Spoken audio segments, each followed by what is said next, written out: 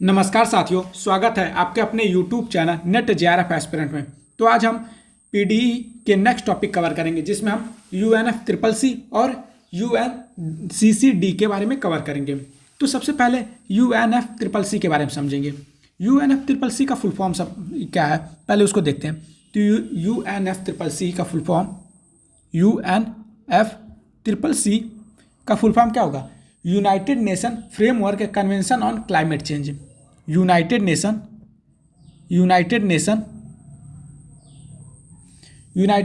Framework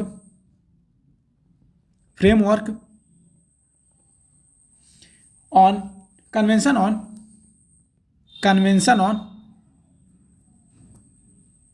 climate change. अब ये ध्यान रखो, ये कब आया था? ये 1992 में आया था। यूएनएफ ट्रिपल सी कब आया था? 1992 में, 1992 में। ये ध्यान रखना आप लोग। अब ये क्या है? यूएनएफ ट्रिपल सी क्या है?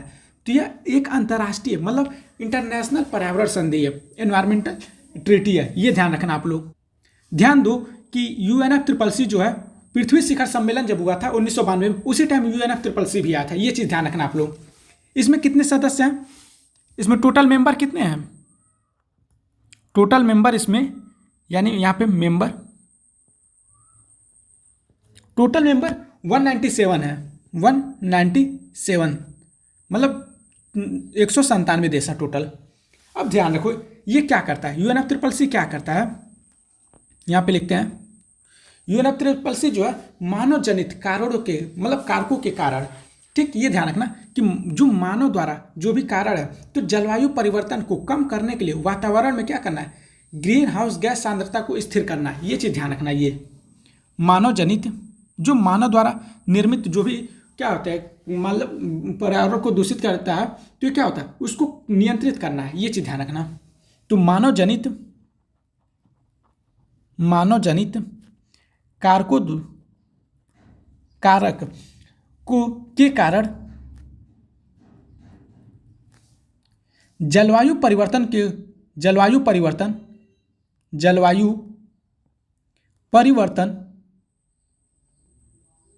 को कम करने के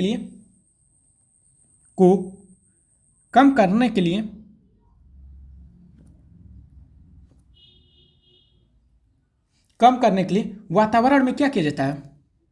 वातावरण में ग्रीन हाउस गैस सांद्रता को स्थिर करता है। ग्रीन हाउस गैस सांद्रता को क्या करना है? स्थिर करना है। सांद्रता को स्थिर यानी नियंत्रित करना है। ठीक, ये चीज ध्यान रखना आप लोग, स्थिर करना। यूएनएफ ट्रिपल सी में क्योटो प्रोटोकॉल पर बात की गई। यूएनएफ ट्रिपल सी में ही क्या किया गया? क्योटो प्रोटोकॉल पे बात की गई। क्योटो प्रोटोकॉल आगे पढ़ाया जाएगा। क्योटो प्रोटोकॉल की बात की गई। अब आगे ध्यान से समझना आप लोग। कानूनी रूप से ये क्या है? गैर बाध्यकारी है। यूएनएफ ट्रिपल सी के जो मेंबर है वो कानूनी रूप से क्या है? गैर बाध्यकारी, मतलब कोई ये चीज माने या ना माने, ये उस देश के ऊपर है। ये चीज ध्यान रखना। तो क्या है? कानूनी रूप से गैर बाध्यकारी, कानूनी रूप से गैर बाध्यकारी, नॉन लीगल बाइंडिंग, गैर बाध्यकारी। ये चीज ध्यान रखना आप लोग। अब एक चीज ध्यान रखो, इसका उद्देश्य क्या है? कि जलवायु परिवर्तन जो हो रहा है, एक विशिष्ट अवधि के भीतर क्या करना? उक्त स्तर को प्राप्त करना। मतलब जैसे अब पर्यावरण प्रदूषण एक लिमिट से ज्यादा हो जा रहा है, तो उसको लिमिट में करना है। एक चीज ध्यान रखना। तो यहाँ पे इसका उद्देश्य क्या है?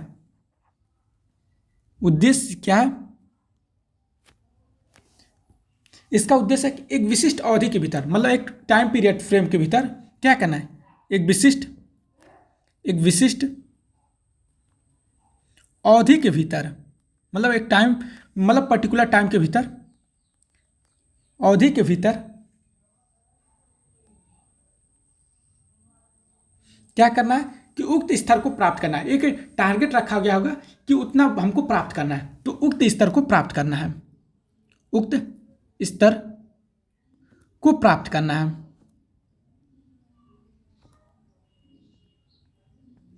ये चीज ध्यान रखना आप लोग। अब क्या होता है कि 1992 में जो रियो सम्मेलन हुआ था उसमें तीन कारकों में से एक है। जो रियो सम्मेलन हुआ था उसमें से 3 कारकों में से ये एक है UNFCCC। अब एक चीज ध्यान रखना, UNFCCC किससे रिलेट करता है? तो क्लाइमेट चेंज से रिलेट करता है। ये चीज ध्यान रखना आप लोग।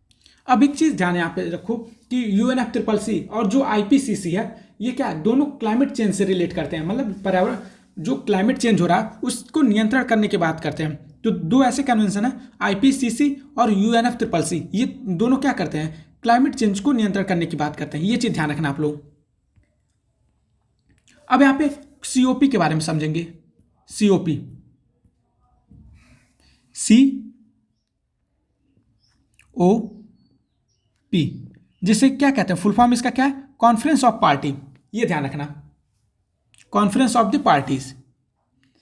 यहां पे लिखते हैं कॉन्फ्रेंस ऑफ पार्टी। इसका फुल फॉर्म क्या है? Conference of parties.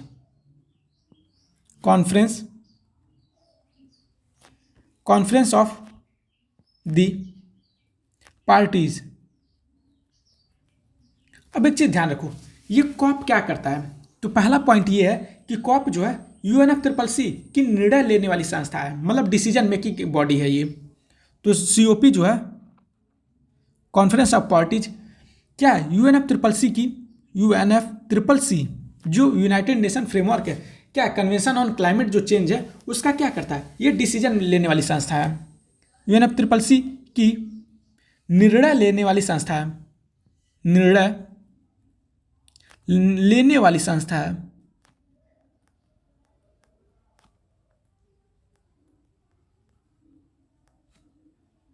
ये चीज ध्यान रखना, decision making body, decision making body है।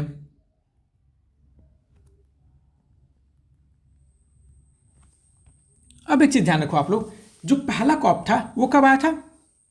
पहला COP जो है कब आया था? 1995 में आया था।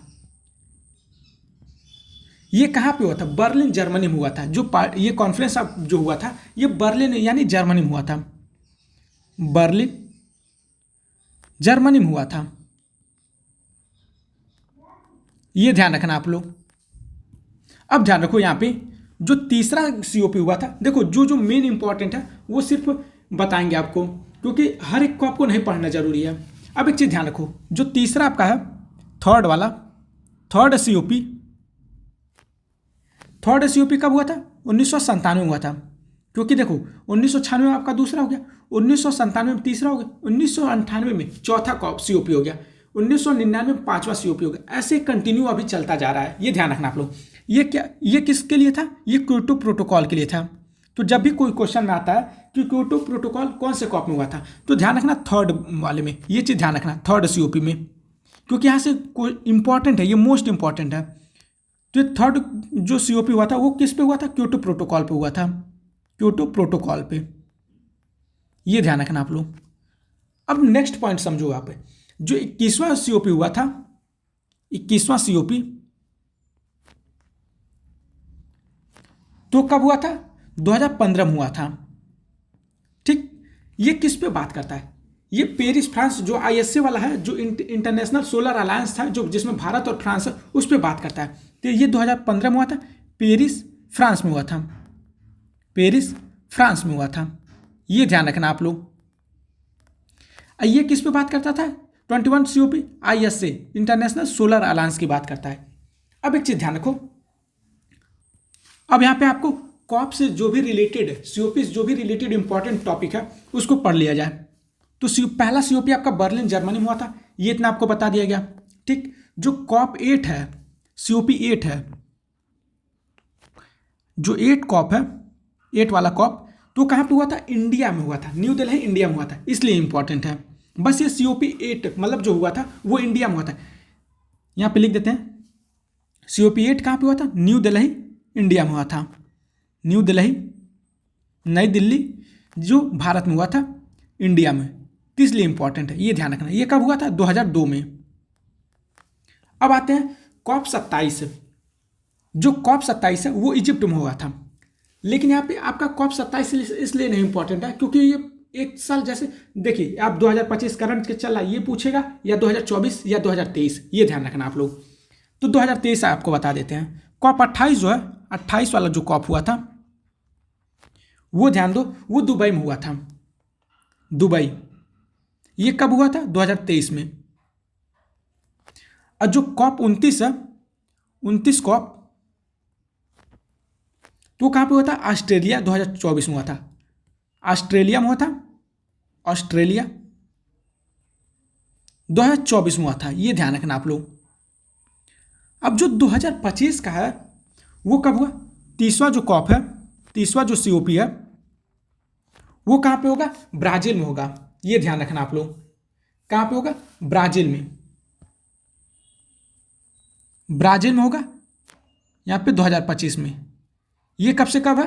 तो ध्यान रखना 10 से 21 नवंबर के बीच में है, 10 से 21 नवंबर के बीच में। अब इसका थीम क्या है ये चीज़ ध्यान रखो। 2025 का जो 30वां कॉप का थीम जो है आप वो समझो। यहाँ पे आपको थीम बताते हैं कि क्लाइमेट फाइनेंस, इसका जो थीम है, इसका जो थीम है climate finance, climate finance, finance adaptation to climate change, adaptation to climate change,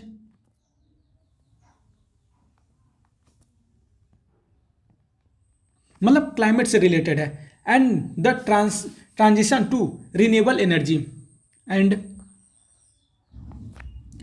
the transition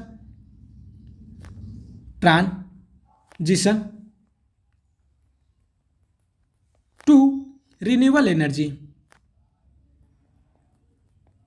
renewable energy.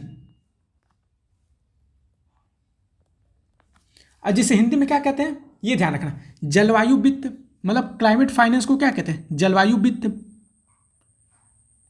जलवायु वित्त, ठीक। जलवायु परिवर्तन के प्रति अनुकूलन, यहाँ एडेप्टेशन टू क्लाइमेट चेंज होता है ना, तो जलवायु परिवर्तन के प्रति अनुकूलन, जलवायु परिवर्तन के प्रति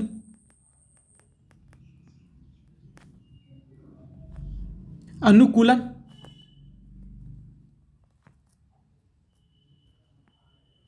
अब एक ध्यान दो, और नवीकरणीय ऊर्जा में परिवर्तन है, और नवीकरणीय ऊर्जा में परिवर्तन,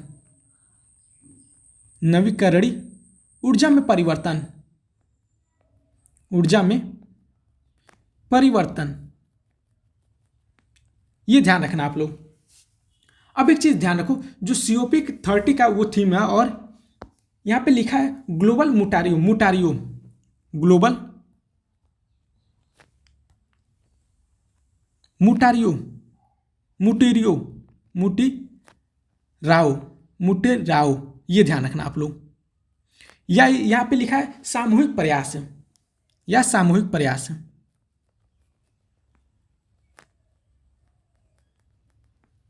अब एक चीज ध्यान रखना है यहाँ पे आप लोग, जो इसका नारा है ये ध्यान रखना, स्लोगन, जिसे क्या कहते हैं? स्लोगन, यानी नारा, या इसी को क्या कहते हैं? Slogan, slogan.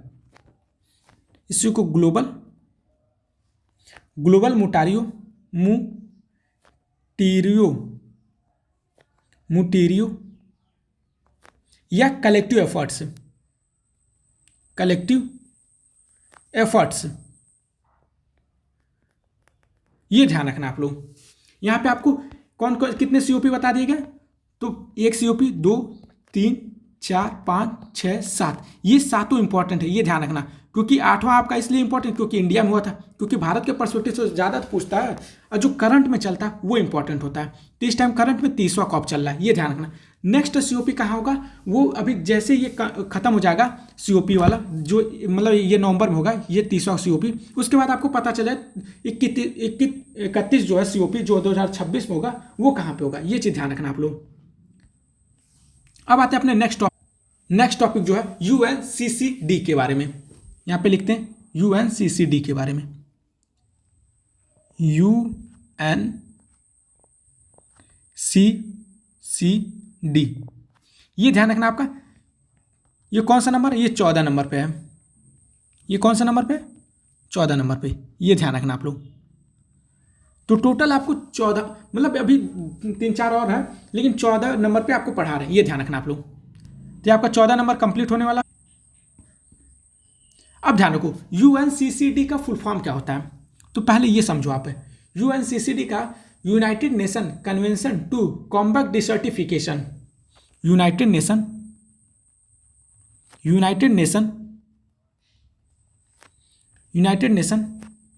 Convention to combat डिसर्टिफिकेशन।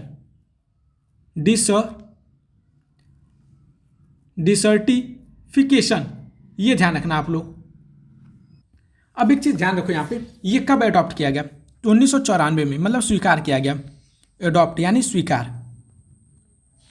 स्वीकार आपको ये कब किया गया, 1994 में। लेकिन इसको लागू यानी फोर्स कब किया गया, फोर्स यानी लागू कब किया गया, तो 1996 में। ये ध्यान रखना आप लोग। अब एक चीज ध्यान रखो कि यूएनसीसीडी क्या करता है कि एनएपी की बात करता है, नेशनल एक्शन प्रोग्राम की बात करता है। इसको भी आगे, जैसे एनएपी जो है वो 8 पार्ट में डिवाइड है, ठीक, उसे सहवाग सी कहते हैं।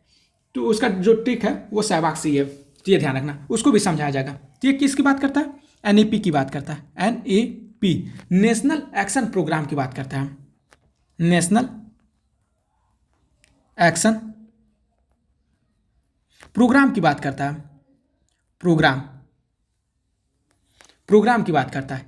ये कहता है कि जो भी मतलब जो भी चीज बनेगा वो लॉन्ग टर्म स्ट्रेटेजी, मतलब रणनीतिक तहत बनेगा। लॉन्ग टर्म लंबे समय के रणनीतिक तहत बनेगा, स्ट्रैटेजी। ये ध्यान रखना। अब एक चीज ध्यान रखो, 17 जून को क्या मनाया जाता है, 17 जून को क्या मनाया जाता है, international day to combat desertification. International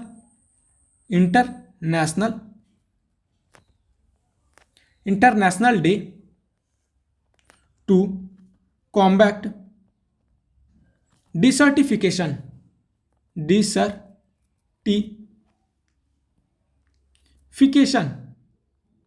ये ध्यान रखना आप लोग।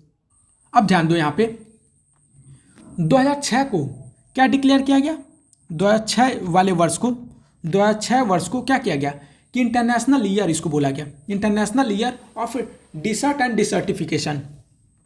इंटरनेशनल ईयर इसको बोला गया, international year of desert and डिसर्टिफिकेशन।